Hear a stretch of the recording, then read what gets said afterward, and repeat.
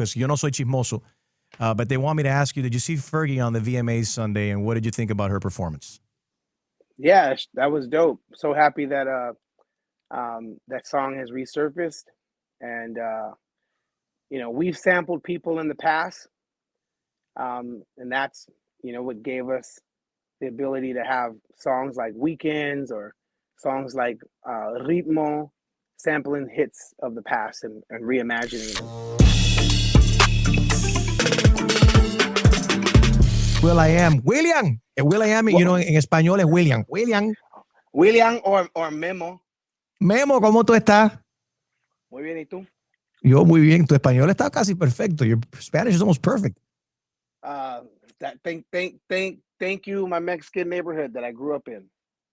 I think that could definitely help. And is that what instilled in you the love for Latin culture and music in particular? Having recorded with Shakira now again for a second time, we're going to be talking about that now with the Don't You Worry, and now with a remix with Farruko. But you've worked with Balvin, and you've recorded with Carlos Vives, with El Alfa, with Maluma. You got some new stuff coming up with my boy Kiko El Crazy. I'm excited to hear that too. Yeah, where does all this dope. Love come from for Latino culture? East LA. I grew up in a majority Mexican neighborhood, and it was beautiful. I grew up listening to Los Bukis, Maná. I grew up listening to Joan Sebastian, just in my neighborhood. I had the honors of working with Joan Sebastian and meeting him, meeting his family, and that's what really got me into Latin culture, was Mexicano culture, and then found out that Mexicano culture is totally different than most of Latino culture. And which is but I love my Mexican upbringings with my family and my neighborhood. Like, a lot of my nieces and nephews are Black and Mexican, Black and El Salvadorian, Black and Guatemalan. Yeah. So growing up with all these Latin influences, and specifically Mexican influences, did you ever think it was going to have that much influence in your music, or that you were going to, be able to collab also with Latinos to make global music? I think it's fascinating to me, this issue. Why? Because I've always said that good music and music en sí no tiene idioma. Music really doesn't have a language. Am I making sense or no? Yeah, no, totally. 1,000,000,000,000%. Because if you were to ask, hey, where did Black Eyed Peas see success first? When I say success, I mean playing arenas, playing stadiums. That would be Central and South America. We were able to play arenas and stadiums in Brazil, Argentina, Uruguay, Paraguay, Nicaragua, El Salvador, Costa Rica, Colombia, Puerto Rico, way before we were able to do that here in the States. And as a matter of fact, the only place that we played a stadium was in Miami. Really? Not in LA, where we're from. Right. Not, just we. Well, Miami's like the capital of Latin America anyway. Yeah, it's but... we played the Dolphin Stadium there in 2011. But before we had that level of success in the States, we were playing, arenas and stadiums in Spain, in Portugal, in areas that rhyme with our influence. I can't help but, be influenced with what we're influenced with. And that is, we were sampling records like, Cinco Minutos by Georgie Benjor, which is like a bossa nova hero to me and to a lot of Brazilians. And that's what we gravitated towards. And in the beginning of the Black Eyed Peas, even our first record, we sampled a lot of Latin rhythms, a lot of Latin progressions, whether it be Latin progressions from Cuba or, salsa horn riffs and stuff like that. And we wanted to dedicate Translation, the record that was had a lot of Spanglish in it, to the fans and the promoters and the listeners and the radio stations that played Black Eyed Peas with I Got a Feeling. They played all over Latin radio. Mahom's Let's Get It Started, Where's the Love. Those songs were big in Central and South America, and Spain and Portugal and Italy. And, this was like that record translation was like a thank you and the biggest like appreciation for giving us the career that we've had. How much of a surprise was that for you and for the Black Eyed Peas that you guys were selling out stadiums in Latin, Central, South America, and Spain before in the States? Oh man, it made us realize the hypnotism that America assumes it's the center of the world. It's not. There's actually more people in Central and South America than there are in America. So if success means millions of people are listening to something, why does America have to determine which group is more important than the other? So, and if you have success in Central and South America and Europe and Asia, well, that's really the world. And so it took going to Central and South America and playing, like I said, going to Costa Rica, like, wow, we're in Costa Rica at a stadium, in a stadium in Costa Rica. Wow, I never would have thought in my wildest dreams, this little black kid in an all Mexican neighborhood on a BMX bike going and getting raspados with freaking chamoy, and would be playing these stadiums in, countries that speak the same language but totally different cultures, and that's beautiful. It was the biggest blessing and the best place to see the world through. You're seeing the world through the eyes of, folks in Costa Rica, seeing the world through the eyes of folks in El Salvador and Nicaragua, and knowing now, going there, I'm like, wow, in LA, a lot of times you think everyone's Mexican if you're from LA. And if you're Nicaraguan, or if you're El Salvadorian, or if you're, Guatemalan, you probably have a hard time identifying or showing people your identity and your culture because it's dominant Mexican here.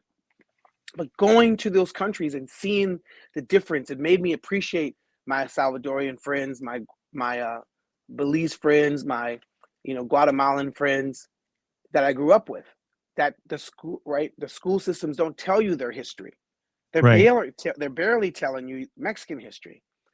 And but going to those countries and performing and learning and meeting friends in those territories, it's like a different type of university. It's a different type of international appreciation and education.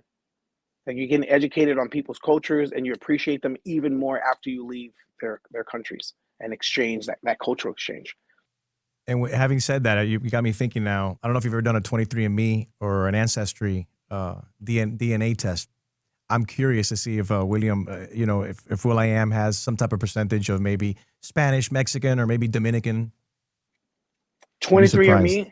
Oh no, yeah. everybody in my neighborhood thought we were either Dominican or from Panama.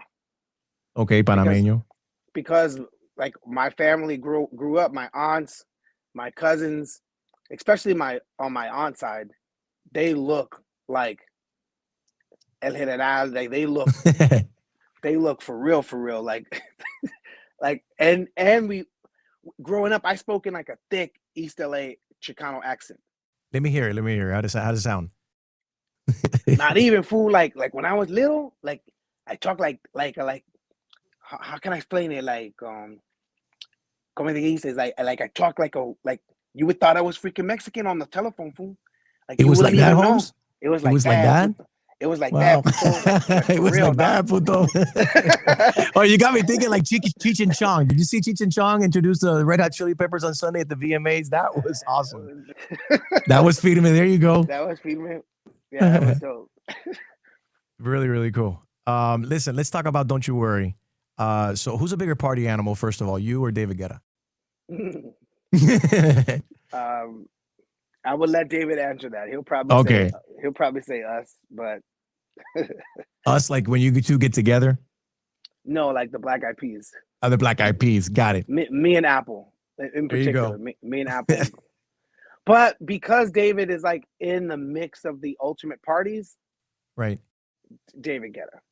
Got By it. What far. about, He's so, he, but Taboo is, I mean, still a big party animal too, no? no, Taboo's puro papa. Tranquilo? No, he's puro papa. Yeah. Ah, that He's like changed everything. yes, he's puro papa. Got it. In the video, that don't you worry. How did you drive that G-Wagon with those big shoes? First of all,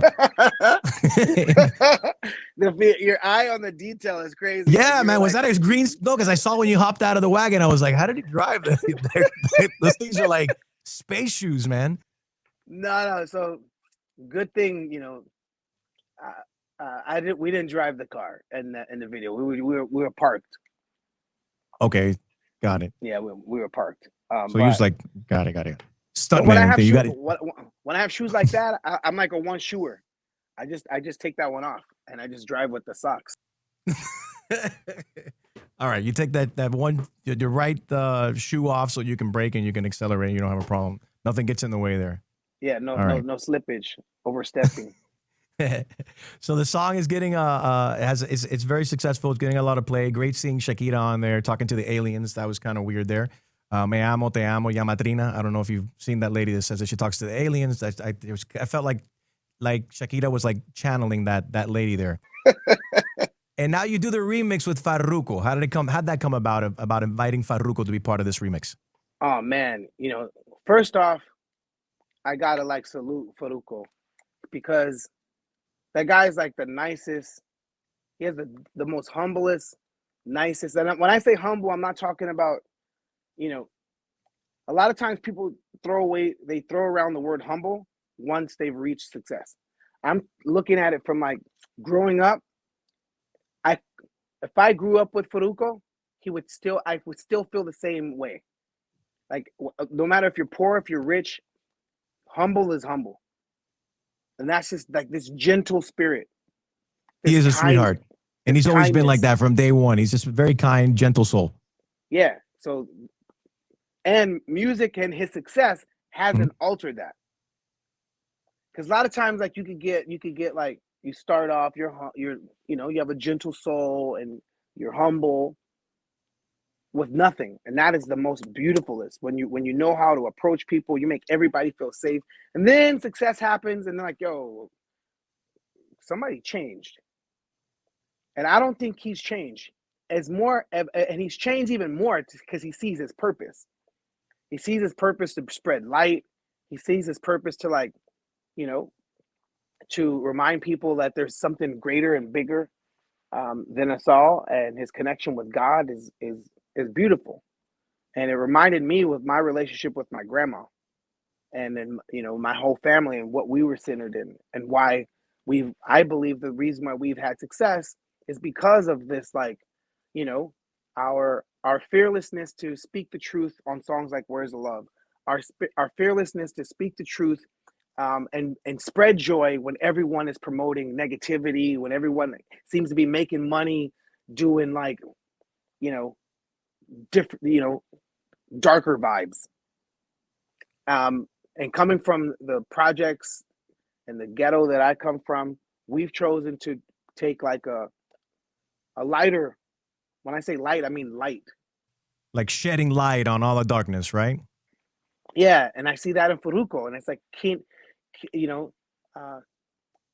spirits, similar mission, and he's doing that really awesome, and I think that's beautiful, and it's needed in the world right now. Not everybody was as supportive, though. A lot of his fans and critics felt that he shouldn't be, preaching during his shows. Do you think that's a mistake for artists, or do you think artists need to be as transparent and as real and to meet the times? You kind of, the way you're describing this, like artists, you feel like you need to be relative. You need to talk to the times, sing to the times, meet to the crisis of the times. Music brings us together, solves problems, talks about things that are uncomfortable, helps us heal. Okay, so maybe the audience, you can't do everything for the audience because then you're a puppet to the audience. And then your audience will be like, oh, you're just a puppet. You don't give me anything that I expect you to do. Sometimes doing things when you're following your heart and you're following like what your spirit is pushing you to do, Mhm. that's your artistry. Not what's expected based on the genre you're in. That is puppetry. Are you a puppet? Are you an artist? And what type of artist are you? Are you an artist that defines the path of what your artistry is and what your message, how you want to connect? Or are you just like looking at, the data of what success was for other people and mimicking that? That's not art. That's not art at all. That's being apart. Sometimes you have to set yourself apart and take the P off and follow your heart and your art. Like when you follow your heart, that's the art. If you're playing a part, that ain't smart. That's not, you're just playing a fucking role, bro. Like, Right. you know, you're part of somebody else's script. You're an actor. You think that too many artists in 2022 are more puppet and less artist? No, that's always been the case. That's been a case since the dawn of. Whose fault is that? Just the popularity? Is this the record label? It's just are they managers? No, it's just the. It comes with the umbrella we're under, and that umbrella that we're under is entertainment. And when you're entertaining, sometimes you entertain with the truth, and sometimes you entertain with a script. Who's writing the script? And if you're rolling somebody else's script, that's cool too. It's not, it doesn't make you any less of an artist. It doesn't make you less of an entertainer if you're playing the role of a script that somebody else wrote. But it makes you an incredible artist if you follow your heart, Bob Marley. It makes you an incredible artist if you follow your heart, Marvin Gaye. Mm-hmm. There in the world, in the umbrella of entertainment, you have your few that are like, nah, I'm not gonna follow the script. I can't, I have to follow my heart. And those are the very few. And when they do that, Marvin Gaye had his people that were like, what is this? What's going on? I want love songs. People had like, what is this, Bob Marley? Bob Marley was making church music. He was a Rastafarian. One He love, was one heart. he He was was preaching. preaching, Yeah, right? And now he's like one of the greatest artists of all time, still you know, today, and he's no longer still with to this us. day. And he's no longer with us because he followed his heart. He followed his calling. And maybe the people that were like, I just want to hear get high music, Bob Marley. Talk about the ganja. Like he probably had Right. a whole lot of gringos in America, like, Bob Marley, I want the ganja songs, man. Give me the give me that music, man. Right? You're always gonna get the audience that wants the thing they want. And you gotta Mhm. follow your heart. And that's why I salute him. I salute Faruko for doing No, that. and That's I salute the artists that are very real, that know how to live in both lanes. Where you're in a commercial world, you got to do what works, but at the same time, you're being true, like you just described, as an artist to yourself, to your fan, to your people, and meeting the times and true to your people. Whereas the love, you guys did it with the Black Eyed Peas in 2003. I think Logic did a tremendous job with the 800 song, talking about something that affects so many of us with mental health. Fantastic. I got to ask you. So you played a mutant in X-Men. Your superpower was teletransportation. If you could teletransport somebody somewhere, who would that be, and why and where? I would teleport. First thing that came to mind was my friend Mr. Shaw.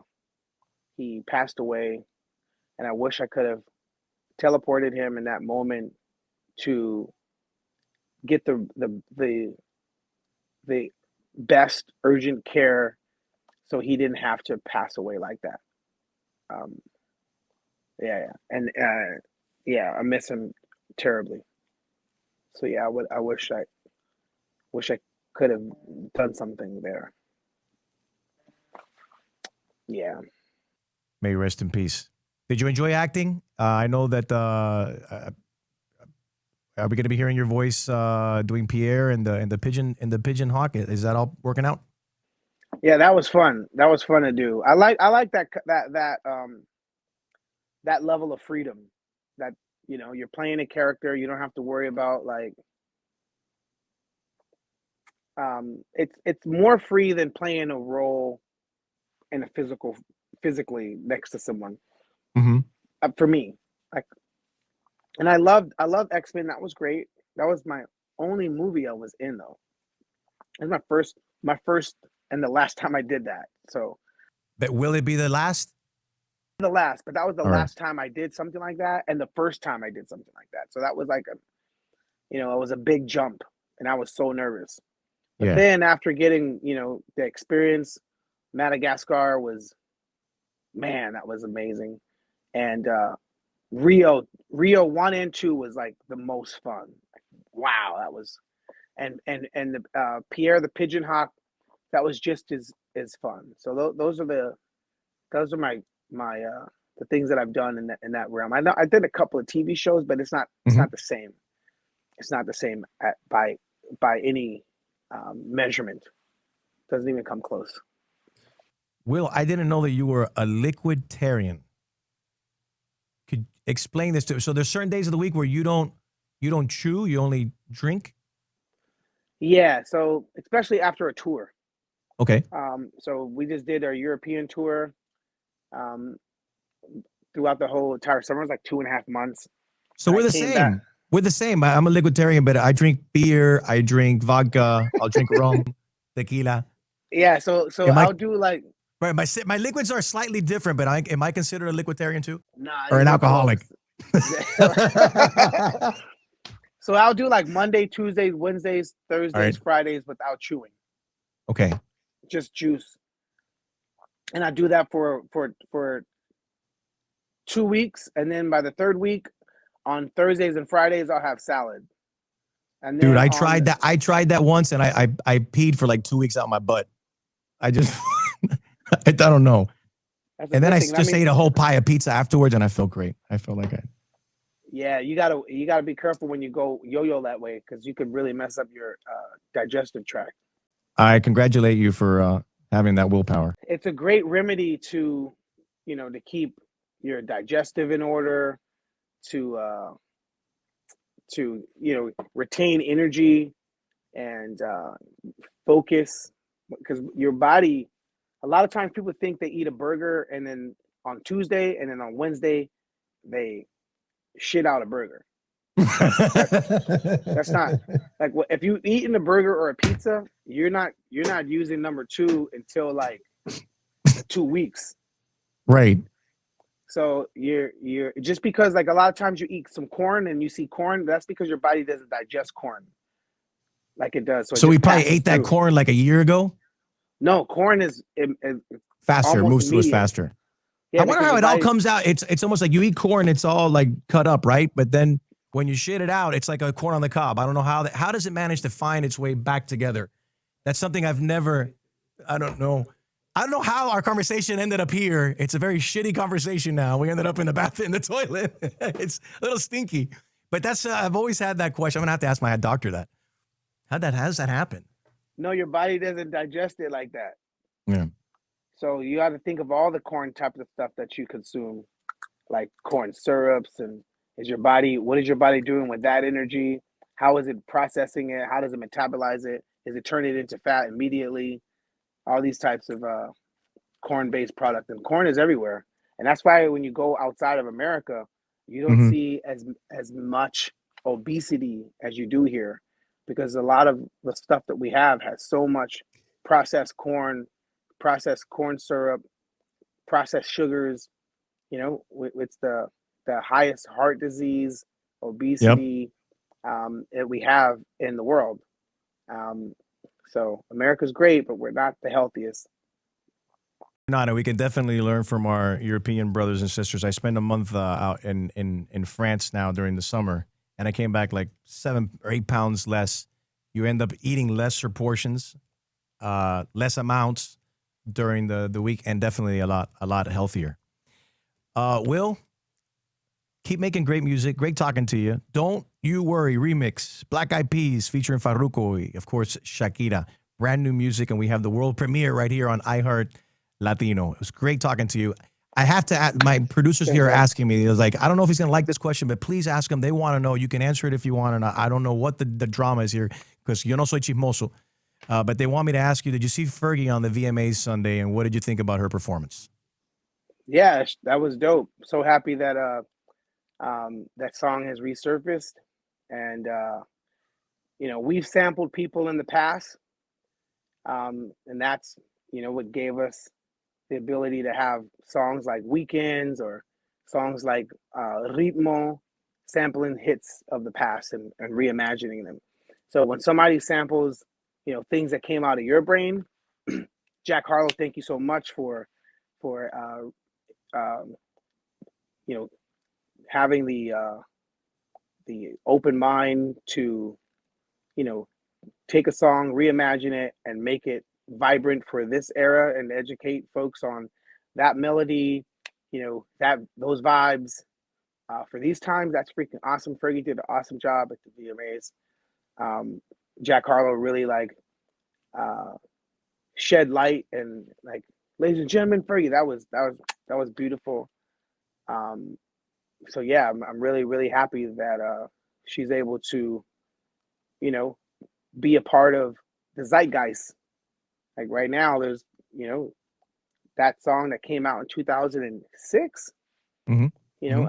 I remember writing that song with Polo the Don. It took me 30 minutes to write it, less than 30 minutes to just freestyle it, you know. Um, and Fergie did an awesome job singing it and putting her flavor on it and making it what it is. And for like I said, for that song, 2006, well, number one then to be number one in 2022. That's sustainability, and that's you can't ask for anything more.